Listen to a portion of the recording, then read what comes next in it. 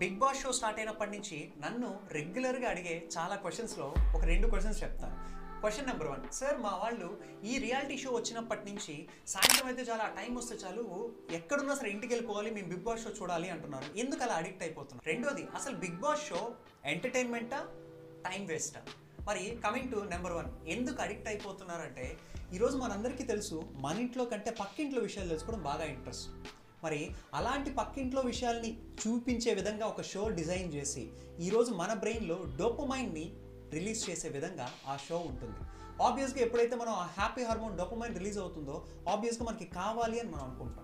And coming to second point, ఇది time వేస్టా లేకపోతే ఎంటర్టైన్మెంటా అంటే అది మీ చేతుల్లోకి వదిలేస్తుంది. కానీ దానికి ఒక చిన్న క్లారిటీ ఇస్తాను.